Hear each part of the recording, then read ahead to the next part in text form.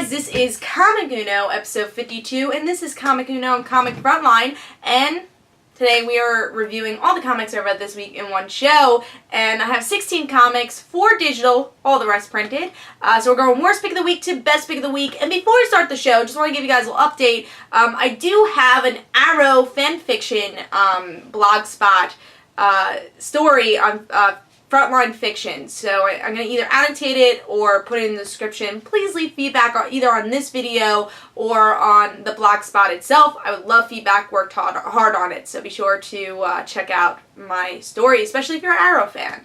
But if you're not, check it out anyways. But yeah, let's start the count up to pick of the week. But let's talk about my worst pick of the week, number 16. And that is Original Sins, issue 1. Yeah, I was not expecting this to be so low. I was actually really looking forward to Original Sins, because it seemed like we were going to get how our heroes are affected to their original sins. And let me tell you, all 3 stories, we don't get that at all. The last story, he's getting a freaking bone, and I will talk about that. But yeah, the first story seems like a promotion to Deathlock, which it truly was. There was no original sin. His original sin was being Deathlock, and I'm like, I don't even know the character that well. I've only seen him in Agents of S.H.I.E.L.D. I really haven't read anything of him in the comics. And I know he's Deathlock, okay? I know he's a machine. I could just watch the TV show to know that. That's not an original sin. Oh, he killed somebody. Oh. Yeah. I didn't like that story that much, but that was actually the best story here. Because Young Avengers, there was no original sin either. It's just a powwow between Hulking, Novar, and Prodigal, I think his name is. And the art was bad. Art was not good. It was very, very, very, very, very, very sketchy for Young Avengers. And it just was not an entertaining story at all. And there was no original sin. And that's going to go on for 5 parts. And then the last story was just, yeah, Lockjaw getting a bone. And the art's not good either. It felt very, like, undetailed, which, yeah, it's supposed to, but didn't feel fun either. It just felt undetailed and didn't feel cartoony. It just was there. It wasn't funny at all. Yeah, I think the one I enjoyed the most was Deathlock, and again, that was just a promotional story. And it was not just a coincidence that this series got announced this week that was going to happen in October, and then this issue came out. 2 stars. I didn't like this issue at all. I was really shocked because I've been liking Original Sin. I liked the last issue. I didn't love the first 2 issues, but I've been excited for these tie-ins. And this miniseries disappointed me. I don't think I'm going to get the next issue. But I'm still excited for the rest of the tie-ins because they seem good. This seemed very out of place. Alright, so let's get to number 15, which is something shocking. I haven't seen this so low on the list, but that's She-Hulk. Issue 5, and let me just say, the art's horrendous for this issue. I want to see what grade I gave it. Art is freaking horrendous. This is the same art as Ultimate FF, and I hate this style art. The angles that they use, there's no structure to their face. It's all over the place. Yeah, I know it's a different style, it's not my style, but I just did not like this art. It took me out of the story so much. Like, people were complaining about that art previously with the series. I'm like, whoa, that's definitely not as bad of what we're getting right now. I don't know if I'll stick with the series if this is going to be the continuous art, and if it's just the art for this story arc, I might just drop it for this story arc and then come back for the next story arc. Because this took me out of the issue so much, because this story was actually pretty good. I liked it. And that's why I didn't give it the worst pick of the week, because Original Sins, that was all bad. But the story was actually pretty good. We get to see, especially with Patty and Tigress, I think. I liked their stories. I thought it was very suspenseful. We get to see Tigress turns on Patty for some Hellcat for some reason. We don't know. I thought that was pretty good. Even though Jen wasn't doing much here, she just kind of did a conversation with Shocker. I didn't think that was too bad, but the Patty stuff was really interesting, and I liked that. But it took me out of the story so much because the art was not good. So I have to give this 2.5 stars. I just did not like this. It wasn't good. It wasn't. The art wasn't good. The story was okay. The story was pretty good, but it took you out so much that I had to give it 2.5. And that shows how powerful art can be. Because I think this could have been a 3.5 series if it had the same art as usual. Alright, so let's move on to number 15. Alright. Number 15 is Future's End, issue 6. Yeah, Futures End, again, a little bit towards the bottom here. I think I was actually going to give this a 2.5. I ended up, once I did the review, giving it a 3. Because there is some interesting parts here. But it was only by the last quarter we got interesting things going on. Because the first quarter is those misfits people that work for the government. And I'm like, whoa, I've never cared about them since the first time they appeared. And now they're here again. So that happened. And then the Frankenstein story, like, they're going into the Phantom Zone, which is interesting. But I don't think they ever introduced these characters enough for these series that got canceled for us to care about them. And that's how I felt about Frankenstein and most of the characters in this arc. Same goes for Mr. Terrific. I don't think they ever introduced him as an interesting character, so those stories are boring. But with Frankenstein, at least we got the ending where Black Adam's in the Phantom Zone. I'm like, alright, that's interesting. And then we actually get towards the interesting part of the series, where Tim interacts with Lois, and Superman has a mask, a total mask, and protects Lois. We don't know if it's Clark. It probably is Clark, but I thought that was very interesting. So the intriguing parts were the Tim Drake and Lois part, but it was so few pages that I couldn't say, whoa, Futures End was worth it, because it kind of wasn't, because it was so little. It was so little, the part. And yeah, it was intriguing, but it wasn't like blew my mind intriguing. So even though the art's very consistent, which I'm very happy to see, the art's pretty good with this series, very happy to see that. The story, I don't know what direction they're going. I don't even know what the true story of Futures End is. I think we knew from the beginning it had to do with Batman Beyond. There's these aliens trying to take over people, the technology, but I haven't seen that since issue 1 or issue 0 of the Free Comic Book Day issue. I haven't seen a cohesive story in a long time, and I think that's hurting Futures End a lot, especially with these obscure characters. So I'll give it 3 stars. I didn't think it was horrible. I thought this was better than last issue, but wasn't great either. But I was happy with the Tim Drake story, at least. Alright, now we're up to number 13, which is weekly series back-to-back, Batman Journal, issue 10. This was not as bad as other issues, but again, not good either. You know, it's not great. It was okay. It was okay. With this issue, we get to see Catwoman against Falcone. Who didn't see that coming? That's a story that's been going on.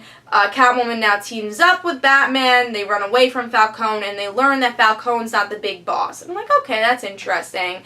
But the other stories going on are very few, and in between. We have Penny, Alfred's niece, I don't remember her first name, but Pennyworth, the niece, that she's there, she's in the Wayne mansion, but nothing's going much with her. She's just kind of there. It's like, oh, remember her? She's still in the story. Vicky Vale, same thing. They have a little page or two about her. The story's not really progressing, just reminding us she's there. They even reference Barbara, which I liked, because now we're going to probably get a Jason Todd Barbara issue, which might be pretty entertaining. So we get to see that, and Stephanie, which I was very happy to see, but Stephanie is like in no issues. She gets 1 or 2 pages. I mean, it's better than nothing, but she's in so few issues. She only had that issue 3, and she wasn't even in the whole issue.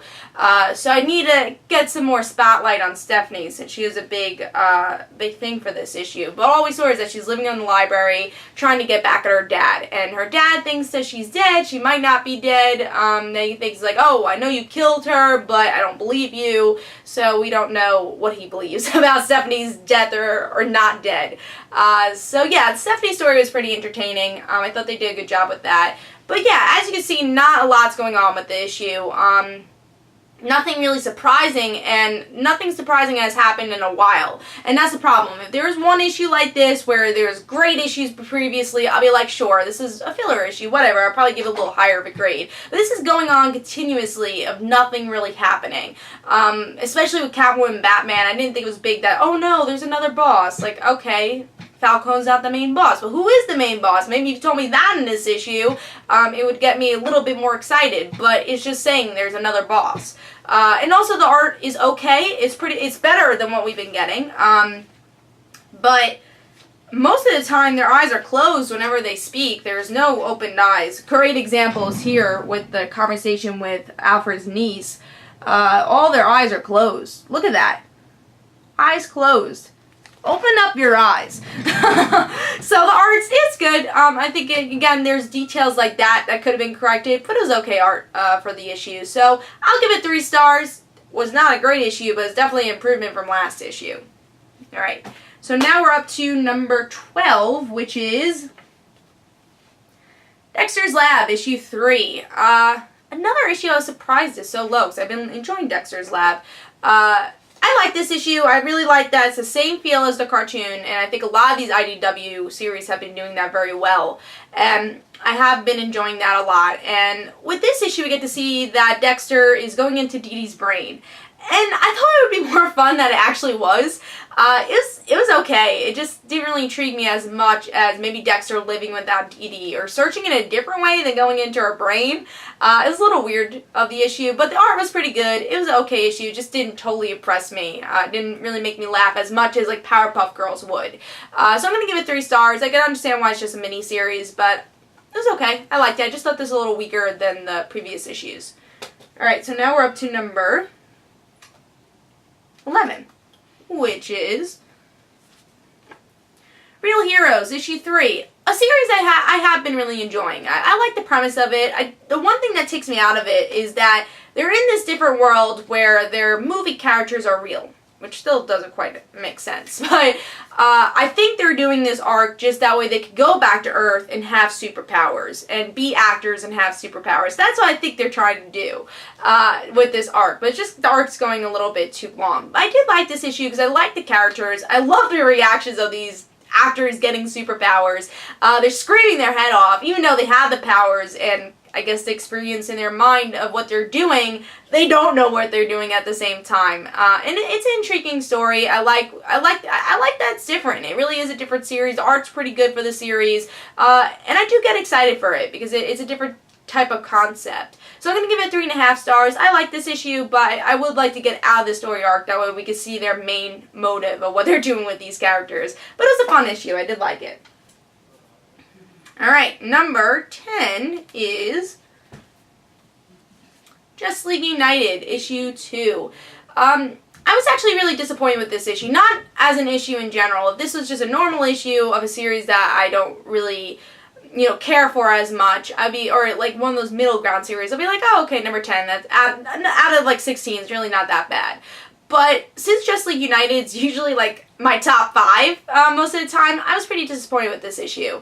Not saying it was a bad issue, it's just very wordy, not much going on. This issue is definitely just describing the situation of why this baby's being created out of all these different species, and this main villain of why he wants to destroy the world and destroy the baby, and how the person who created the baby is actually not the true villain. I think that could have been told not in a whole issue. That could have been told in like a little speech of an issue and have a little bit more action, a little bit more character interaction between our heroes, which we had a little bit here. We had, the Green Arrow Animal Man fight friend thing, Stargirl being ignored. We have Supergirl actually encountered in this issue. She kind of joins the team in this issue. So we get to see a lot of those different type of stories, and it wasn't enough. It was little things in this issue with the characters, but not big things if you're going to have a filler issue like this. So that's the best way to put it. It was a filler issue. I love the art for the series, don't get me wrong. I love the art, and that pulls me so much to this issue and this series in general. But I've read better with Justice League United / Justice League in America. I just thought this was a weaker issue. But love this cover. Love the Stargirl variant cover. Yeah, a little disappointed, but it was okay. But again, I think this could have been, if it was another series, I wouldn't be as disappointed. But I was disappointed it was so low on my list, Justice League United this week. Alright, now we are up to number 9, which is Captain Marvel, issue 4. Another point A to point B issue. It was pretty good. I think with this issue we get to see that Captain Marvel, she's teaming up with these other planet people. Their planet is about to be destroyed, taken over by Star-Lord's father, and she's trying to help out. And I thought it was fun. It was a fun issue. I've read better with Captain Marvel. I'm not. The thing is, I'm not totally intrigued with the story arc of her going into this other planet, but I like the interaction she has with the other characters and Captain Marvel in general. Her attitude towards things. Also, the art fits the series so well. So glad that they fixed that. One thing that made me drop the last Captain Marvel series was how inconsistent the art was, and most of the time it just did not fit the series. This artwork fits the series very well. I thought this was an okay issue. I give it 3.5 stars. It was a good issue, but I've read better with Captain Marvel. I think especially the Guardians of the Galaxy stuff. I'm just not totally intrigued of the story arc itself, but I do like the characters. So, 3.5 for that. Alright, now we're up to number 8, which is Robyn Hood, Legend, issue 4. I like Robyn Hood a lot. I do like Robyn Hood. I think she's an interesting character, but the issues that I think tend to go lower for me are the ones where she is in this medieval place. Because I'm not a big medieval fan. I mean, I understand Robyn Hood. She's Robyn Hood. She has to be in her medieval land. But those are times that I'm like, I'd rather her be a modern Robyn Hood, where she's in modern times, her own world. I like her stories a lot more when she does that. But I like this issue. The cliffhanger is great. I won't spoil it for you, but the cliffhanger is great for this issue, and I think it builds up. There's a little sappiness in the beginning between her and her boyfriend, quote-unquote, and there's a lot of sappiness, which I was like, okay, they're kind of overdoing the love-romance thing, but by the end, it's like, alright, that's how their relationship was. Even though it was a little sappy, you understand why they did it.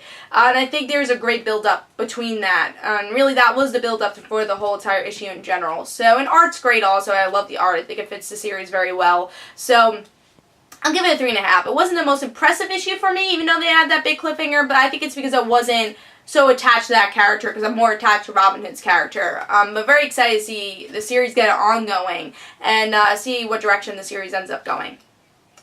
Alright, so now we're up to number 7, which is Avengers Undercover, issue 5.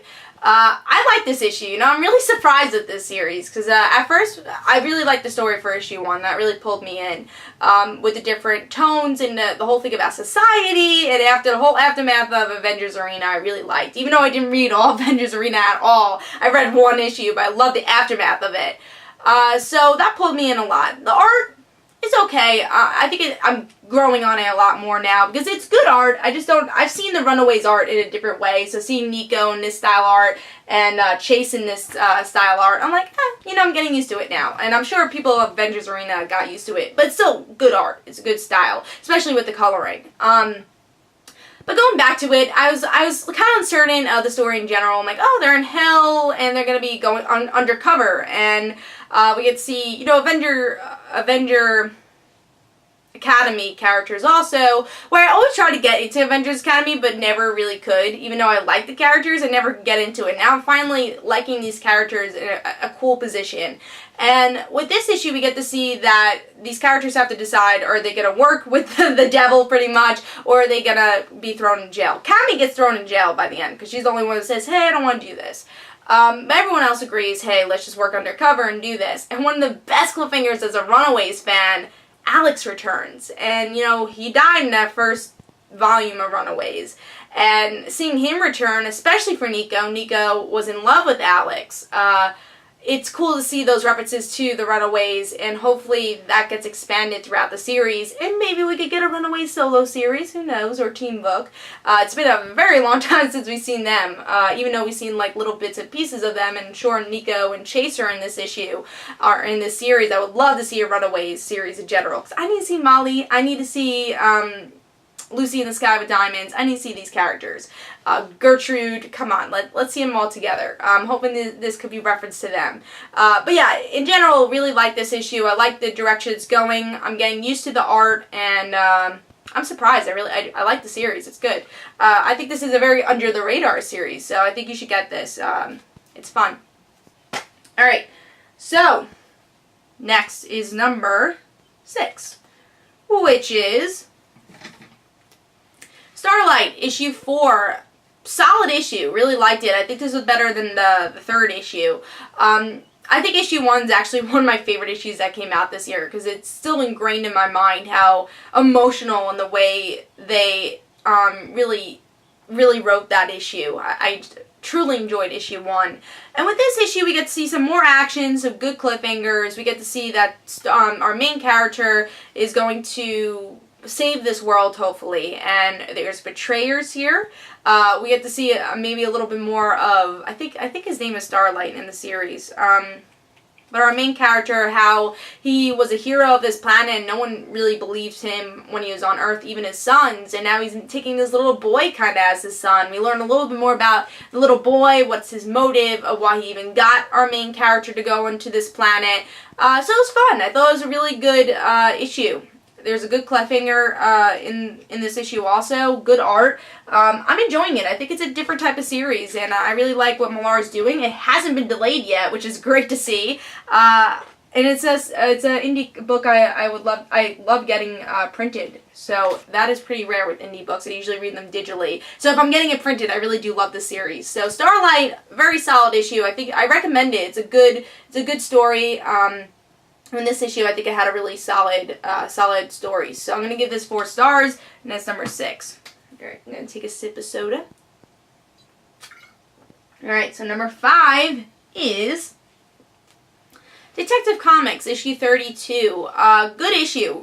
You know what I liked about this more than anything was the art. I gotta show you the pictures of the art here. Love what Francis Manapul did.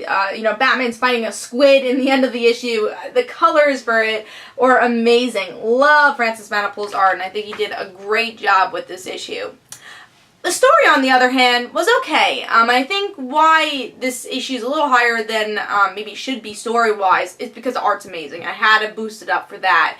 But with this issue, we get to see, you know, point A to point B stuff. Batman talking to Elena's daughter about Elena herself, how she died, and where is she at mind frame.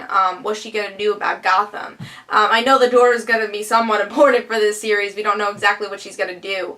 And learning a little bit about Icarus, not a lot. We didn't really go into the whole serum thing that much. So that's the point where the story was just like, it's okay, but the art's amazing. I think we had some good interaction with Batman. I love seeing Bullock's house.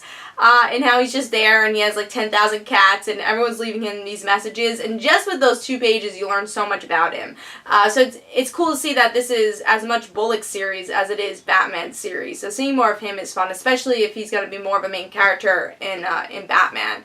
So I like this issue. I thought it was very solid. I'm going to give it 4 stars, but especially for this art, really boosted this title up. Even though the story was just, you know, okay this issue. Alright, so now we're up to number 4, and that's All New X-Men issue 28. Now let me describe, this is a solid issue.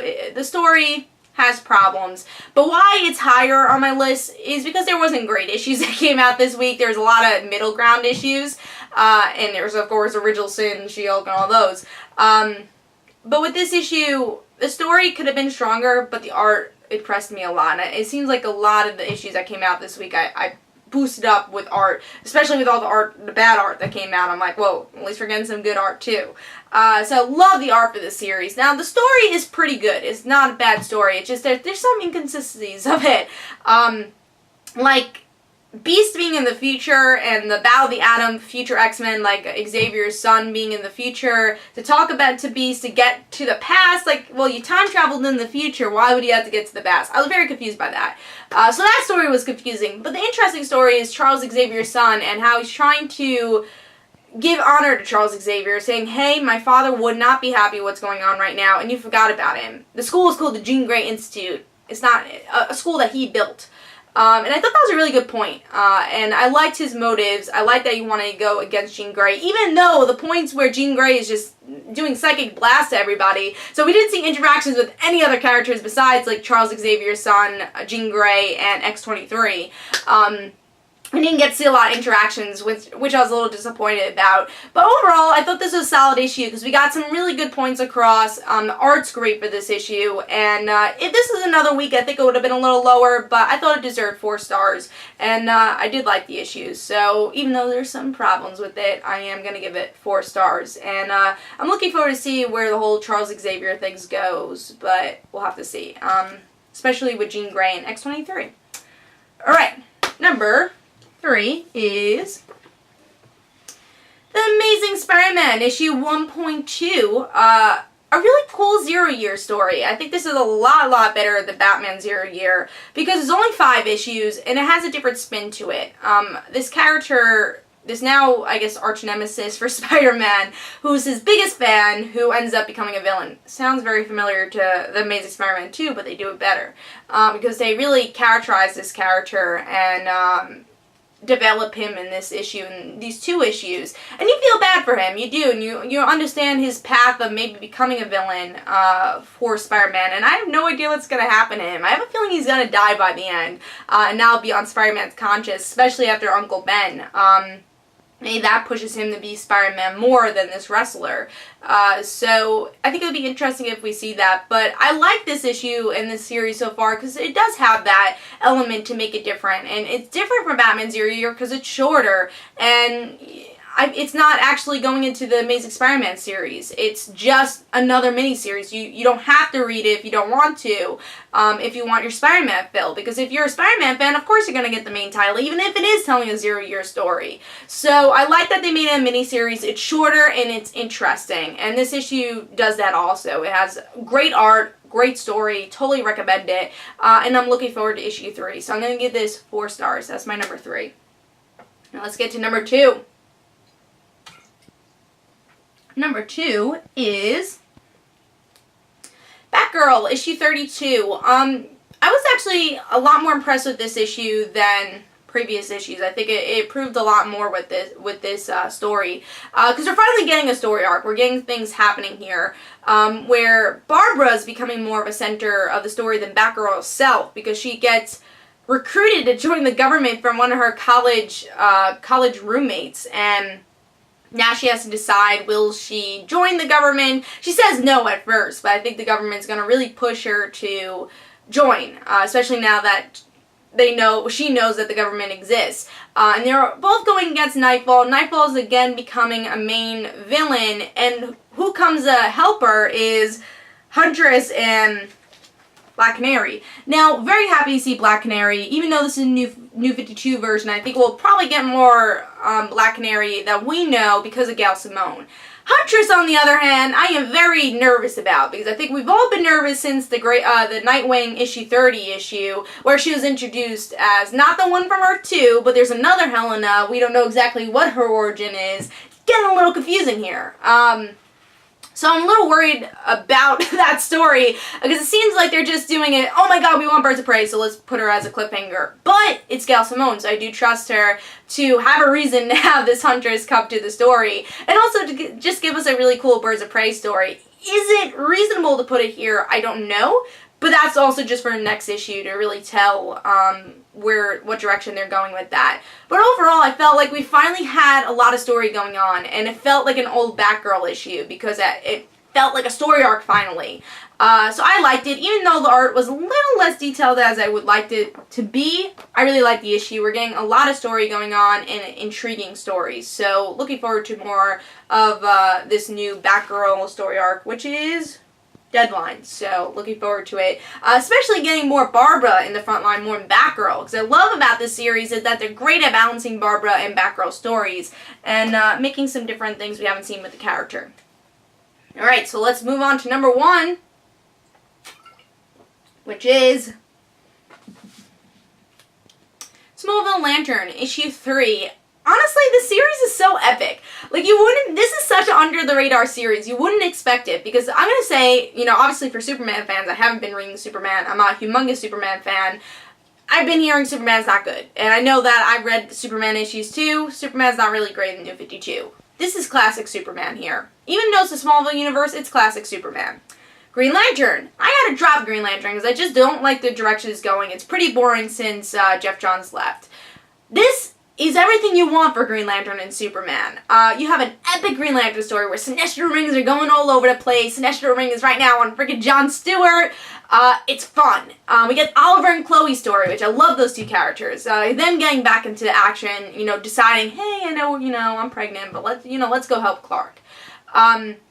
Clark breaking out of the Green Lantern suit. Will he still be a Green Lantern or not? Batman and Nightwing helping. Jon Stewart dedicating a projection to Hal Jordan, and the art was great. It looked so cartoony, but in a good way. I really liked how they used a lot of those references. Lex Luthor looking into the Justice League, Justice Society. So a lot of great references from Smallville, but also just making a new story, and it feels epic. Like that first page of the Lantern rings going all over the place, seeing them with the Teen Titans, feeling like a regular big universe. It's fun. This, a great cliffhanger with Jon Stewart. I just felt the epicness I want with Green Lantern and Superman the New 52, and I loved it. I love this issue. I really liked the art. I gotta give this 4.5 stars. I really enjoyed it. It's my pick of the week. If you're not reading Smallville, read it. It's a great series. I think is really under the radar.